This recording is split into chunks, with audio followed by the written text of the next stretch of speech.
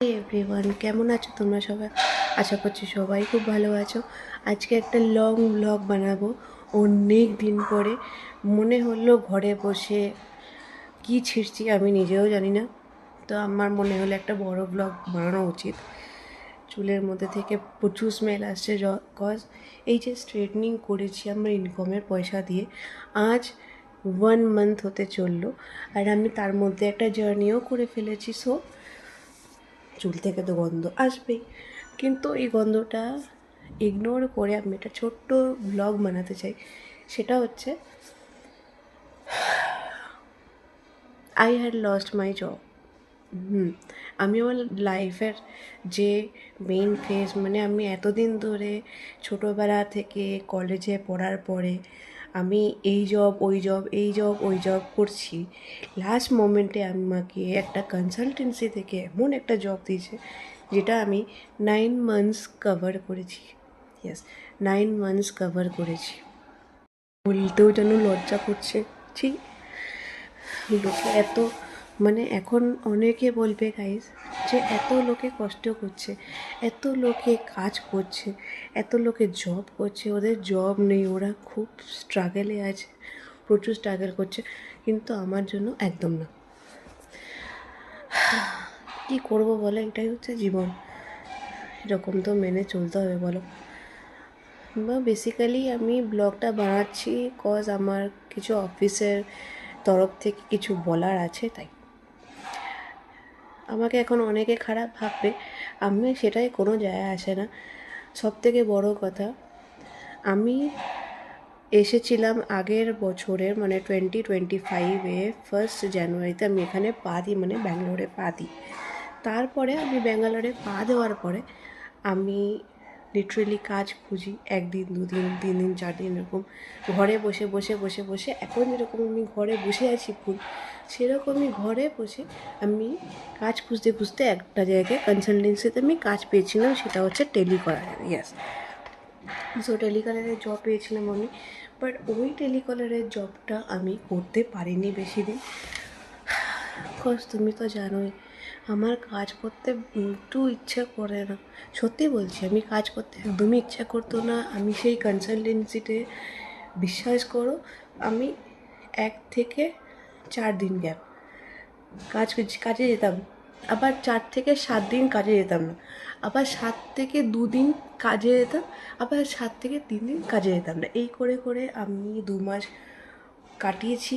কাটাবার পরে আমার মনে হয় যে কাজটা আমার করার মতন উপযুক্ত নয়। আমি ওই কাজটা, মানে টেলিকলারের যে জবটা, মানে আমি কলিং করে যে লিডস এনে যে আমি কাজটা করব, আমি যে লিস্টটা পড়ে কলিং করে আমি যে ছেলে মেয়েদের ইন্টারভিউয়ের জন্য আনবো, তাকে জয়েনিং করব, সেটা আমার দ্বারা হয়নি। আমি সেটা মানছি, হয়নি, চলো কোনো অসুবিধা নেই। তো আমি তাকে বলেছিলাম আমার কাজের খুব দরকার ছিল, তো আমি বলেছিলাম একটু কাজ খুঁজে দাও, এখানে ওখানে সেখানে এটা ওটা ঘুরে ঘুরে অনেক কাজ খুঁজে আমি কাজ সাধারণত পাইনি। সো লাস্টে আমি 2 মাস বসার পরে আমার কাজ হয়েছে একটা এনএক্সটি মিলে। ঠিক আছে, এনএক্সটি মিল ব্যাঙ্গালোরেই আছে, সিমসান্দ্রাতে। অনেক আই থিঙ্ক জানো, অনেক আই থিঙ্ক জানো না। এই কাজটা হচ্ছে বড় বড় যে কোম্পানিগুলো আছে, গুগল হোক, বড় বড় কারণে এনসিআর হোক, সেই বড় বড় কোম্পানিতে যে ফুড কোর্টগুলো আছে, সেখানে আমি গিয়ে ফুড ইন্সপেক্টর আর বিলিংয়ের কাজ করতাম। কখনো কখনো যে সার্ভার আসে, নতুন সার্ভারদের আমাকে ট্রেনিং দিতে হতো, সেটাও একটা বড় কাজ ছিল। This is a very big task for me. আমি যখন ফার্স্ট টাইম ঢুকি, আমার এখনও মনে আছে, আমি ফার্স্ট টাইম ঢোকার পরে আমাকে আমার এজেন্সি বলেছিল যে তোমার ডিউটি আওয়ার্স অনলি লাঞ্চ, তুমি কি অনলি লাঞ্চ করবে, অনলি লাঞ্চের কাজ করবে, তুমি বাড়ি চলে আসবে। আমি লাঞ্চের কাজ কি করতাম, আর ওই লাঞ্চের কাজ আমাকে, মানে 2 থেকে 3 মাস আমি লাঞ্চের কাজ ডাইরেক্টলি করতাম। আমি আমার বাড়ি থেকে বেলেন্দু ডাইরেক্ট যেতাম, লাঞ্চে গিয়ে কাজ করে আমি আবার বাড়িতে লাঞ্চের পরে ডাইরেক্ট চলে আসতাম। বাট আমার যে কোম্পানিতে একটা মাত্র পদ ছিল, আমার ম্যানেজার কিশোর স্যার, সে আমাকে ঠিকঠাক করে থাকতে দিত না। মানে আমার উপরে যখন তার চোখ পড়ল, সে আমাকে একদিন ডেকে আমাকে মিটিং রুমে ডেকে আমাকে বলল, ঐশ্বরিয়া তুমি কি মানে সাত সকালে এসে জার্নি করতে পারবে? ফার্স্টে কিচেনে এসে, তারপরে কিচেনে একটু দেখাশোনা করে সব কিছু করে তারপরে কিচেন থেকে তুমি লাঞ্চে চলে যাও। তুমি কিচেনে আসো, প্লিজ দেখো কতটা কী দিচ্ছে, কতটা কী নিচ্ছে, কতটা কি ওয়েটেজ হচ্ছে, আদৌ ওরা ওয়েটেজ ঠিকঠাক করে নিচ্ছে কিনা সেই সব কাজ তুমি দেখো এসে। তো আমি এই কাজগুলো দেখলাম। আমি যাতায়াত করলাম আমার রুম থেকে, প্রায় 2 ঘন্টা দূরে আমার রুম ছিল, বাট আমি রুম থেকে অনেক কষ্ট করে যেতাম। আমার এখনও মনে আছে আমি সকালবেলা উঠতে পারতাম না, যেহেতু আমার অভ্যাস ছিল না, এত দূরে জার্নি করাটাও আমার পক্ষে সম্ভব ছিল না। তো আমি বলেছিলাম আমি এত দূরে জার্নি করাটা আমার সম্ভব না, তো আমাকে একটু প্রবলেম হয়ে যাবে। তো তাও আমি কিছু না বলে আমি কাজে যেতাম, কাজ করতাম ওখানে, আমার কোনো সমস্যা হতো না। তাও মাঝে মাঝে সমস্যা হলেও কী করা যাবে, একটা কোম্পানিতে কাজ করলে সেই কোম্পানিতে তো আমি আর বলতে পারবো না যে আমি কাজ করছি, প্লিজ আমাকে মানে একটু ডিস্টেন্সের জন্য আমাকে একটু কনসিডার করো। যেহেতু আমাকে একটা এজেন্সি থেকে পাঠিয়েছে, সেই জন্য একটা এজেন্সি থেকে পাঠানো মেয়েকে আই থিঙ্ক ওরা এরকম জোর করতে পারে না, যেহেতু আমি কোম্পানির থ্রুতে যাইনি। তো এই করতে করতে 6-7 মাস হলো, সরি, 6 থেকে 7 মাস গেল। যাওয়ার পরে যখন কিশোর স্যারের একটু আমাকে নিয়ে মতলব পলিটিক্যাল যে কি বলবো, তোমরা তো জানোই মানে কোঅপারেট অফিসে পলিটিক্স মেইন ইম্পর্ট্যান্ট। এটা হচ্ছে সব জায়গায় একটা মেইন ইম্পর্ট্যান্ট হচ্ছে নিজের একটা পলিটিক্স। সেই কিশোর স্যার আমার উপরে পলিটিক্স করতে শুরু করলো। যেমন ধরো একটা অক্টোপাস শেখানো, ধরো একটা মেনু শেখানো। আমি সত্যি কথা বলতে ওই কোম্পানিতে কাজ করে আমি খুব হ্যাপি ছিলাম। আমি নিজেও বিশ্বাস করছিলাম না, মানে মাসের পর মাস যাচ্ছে, আমি স্যালারি নিতে যাচ্ছি, আর আমি নিজে ভাবছি যে আমি যেখানে কাজ করতে যেতাম না, যেখানে আমি কাজ করতাম না, আমার মন আসতো না, সেখানে আমি গিয়ে গিয়ে কাজ করছি। বিগ চ্যালেঞ্জ ফর মি বলতেও কেমন লাগছে, মানে আমি এই চ্যালেঞ্জটা মানে আমি ভাবছি মাসের পর মাস আমি গিয়ে স্যালারিটা তো নিচ্ছি, বাট আমি এতদিন ধরে কাজ করছি। আমি নিজেও একটা ডাউটে ছিলাম, কিন্তু আমি এক সময় ভাবলাম না ঠিক আছে, ডাউটটাও ইটস ওকে, নো প্রবলেম। তো এটা করতে করতে তো একদিন এলো টাইম, যেই टाइमे আমার উপরে প্রচুর पॉलिटिक्स হলো, मतलब बहुत पॉलिटिक्स हो गया मेरे ऊपर। कैसे पॉलिटिक्स ओनली मेरे ऊपर ही, मेरा साइड में, मैं एक ही साइड में जाती थी, মানে আমি একটাই সাইডে যেতাম, অনলি ভিটিপি। আমাকে আমার পরে যারা এসেছিলো, আমার পরে যারা এসছে এবং বাদ বাকি যারা এসছে ক্যান্ডিডেট, তাদেরকে ভালো ভালো জায়গায় পাঠাচ্ছে, আর আমাকে ওই পার্টিকুলার সাইডেই পাঠাচ্ছে যেখানে আমার সেল একদম কমে গেছে, জাস্ট ফর দেম। মানে ওইখানে ম্যানেজমেন্ট সিস্টেম এতটাই খারাপ, এতটাই লো, যে আমরা প্রচুর মানে টেনশনে পড়ে গেছিলাম যে আমরা কি করব। তো দেখতে দেখতে মেনু বানানো শেখানো এলো। তো ওরা বলতো যে মেনু শেখো, মেনু শেখো, মেনু শেখো, কেউ শিখতো না। বাট কিশোর স্যার অনলি আমাকেই ডাকতো, সকালবেলাও আবার রাতের বেলাও। একটা মানুষ দেখো সকালবেলা জার্নি করছে, ঠিক আছে, সে সকালবেলা জার্নি করে সাইড করে সে আবার রাতেও আসবে, জার্নি করবে, সাইড কাজ করবে, আবার সকালবেলা তাকে টাইমলি ওখানে দরকার লাগবে, সেই সব তো হয় না। তা আমি একবার বললাম কিশোর স্যারকে যে আমি সকালবেলাটুকু আসতে পারবো, আমি রাতের দিকে আসতে পারবো না। তো সেটা শুনে একটু স্যার একটু প্রবলেম করছিল।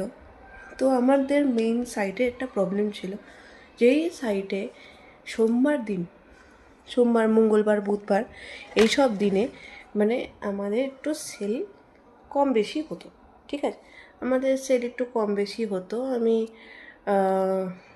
দেখতাম সেল 10 থেকে 12 হাজার সেল হতো ওখানে, ঠিক আছে। সেখানে আমি দেখছি আস্তে আস্তে আস্তে আস্তে সেটা কমে যাচ্ছে। ওইখান থেকে কোম্পানি থেকে কী করতো, আমাদের কখনো কখনো খাবার মানে মেনু হিসেবে আমাদের মেনু ডেইলি সেম ছিল, পনির গ্রেভি ছিল, মিনি ভেজ ছিল, ভেজ থালি ছিল, সব কিছু আমার জানা হয়ে গেছিলো, যেহেতু আমি 7-8 মাস থেকে ওইখানেই যাচ্ছি। তো আমি সব কিছু মুখস্থ করে রেখেছিলাম। তো কি বলবো, এতটাই হাসি পায়। একটাই মেনু, যদি তোমরা খাও কি বলবে বলো? একটা রেস্টুরেন্টে যদি তুমি সেম মেনু সেমভাবে বানিয়ে দাও, তোমার পক্ষে কি খাবার সেটা ঠিক হবে?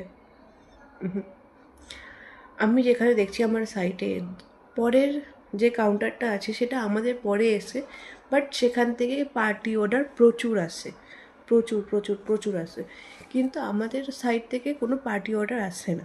আমি এই ব্যাপারে ভেবেছিলাম ওনারকে বলবো, বাট ওনারাও তো সেমই দেখলাম।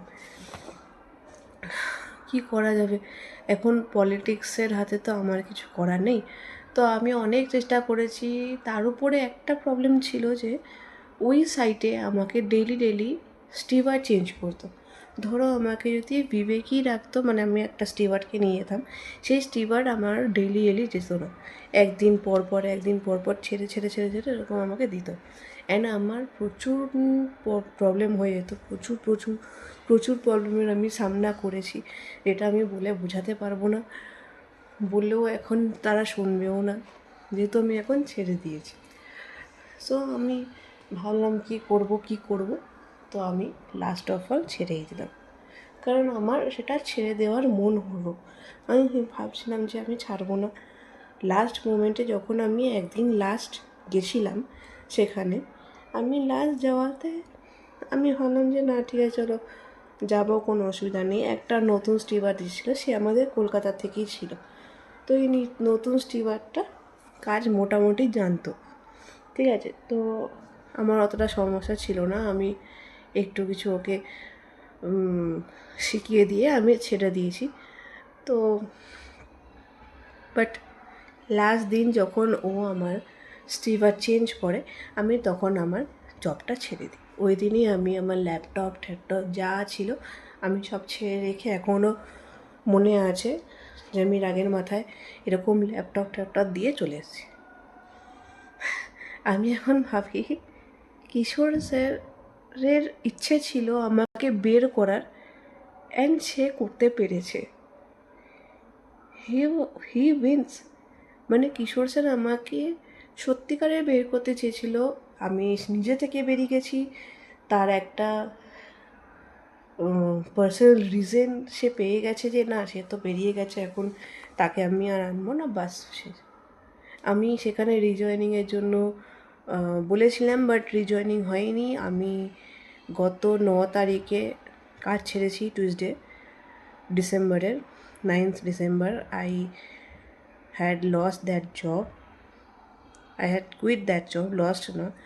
Lost বললে একটা ভুল হবে. I just quit that job, and from that time till now I am sitting as well without any job, and I don't know how to run in my next month.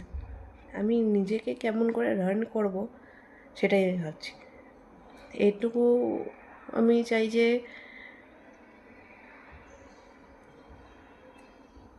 আমার পরে যদি তাদের কারোর উপরে চোখ পড়ে, অ্যাটলিস্ট তাদের সাথে এরকম কাজ না যেন করে কেউ। আমি এটুকুই বলবো। কজ আমার মতে কি, একটা মানুষ জবের জন্য মানুষ পাগল হয়ে যায়। হ্যাঁ, আমি ফার্স্ট টপিকে হাসছিলাম, আমি ফার্স্ট ভিডিও করার টাইমে হাসছিলাম প্রচুর, বাট আমি এখন নিজেকে ভাবছি, যখন আমি এত মাস ধরে কাজ করার পরে হঠাৎ করে ঘরে বসে গেছি, তখন আমি রিয়েলাইজ করছি আমার মাথাটা আরও খারাপ হয়ে যাচ্ছে, জাস্ট ফর বিকজ দ্যাট আমি যদি ওই কাজটা করতাম আজকে, আমি ইউজুয়ালি আমি কোনোভাবে কাজটা করতাম। আমি খবর পেয়েছি যেই দিন আমি ছেড়েছি তার ঠিক 1 সপ্তাহ পরে ওই সাইটটাও বন্ধ হয়ে গেছে। আমি যদি এই জিনিসটা আগে থেকে জানতাম, আই হোপ কিছু করতে পারতাম। এখন আমি রাগ করে কোম্পানিটা ছেড়েছি, আমি জানি কোম্পানিতে অনেক প্রবলেম আছে, বাট আমি ওই প্রবলেমটা সলিউশন করতে গিয়েও আমি করতে পারিনি, আমি ছেড়ে দিয়েছি। লাস্ট অফ অল আমি গিভ আপ করে দিয়েছি। I don't want that. এটাই বলার ছিল। ভালো থেকো সবাই। একটাই রিকোয়েস্ট করব, মানে গুসা করে রাগ করে কোনো দিনও কাজ ছেড়ো না। আমি যেই ভুলটা করেছি, আর সবথেকে বড় কথা, আমি এতদিন ধরে কাজ ট্রান্সফার করে আছি, এখানে কাজ ওখানে কাজ, এখানে কাজ ওখানে কাজ। ওই জিনিসটা আমি করতে করতে মাঝখানে যখন আমি 9টা মাস কাজটা টেনেছি নিজের ইচ্ছেতে, হট করে ঘরে বসে থাকাটা আমার পক্ষে সবথেকে মেইন প্রবলেম হয়ে গেছে। সো প্লিজ, আমি সবার কাছে একটাই কথা বলবো, কেউ মানে গুসা করে রাগ করে কেউ কাজ ছেড়ো না। কাজ খুব ইম্পর্টেন্ট, এখনকার যুগে কাজ খুব ইম্পর্টেন্ট। ওয়েস্ট বেঙ্গলের বাজারে কাজ নেই, ব্যাঙ্গালোরের শহরে কাজ আছে।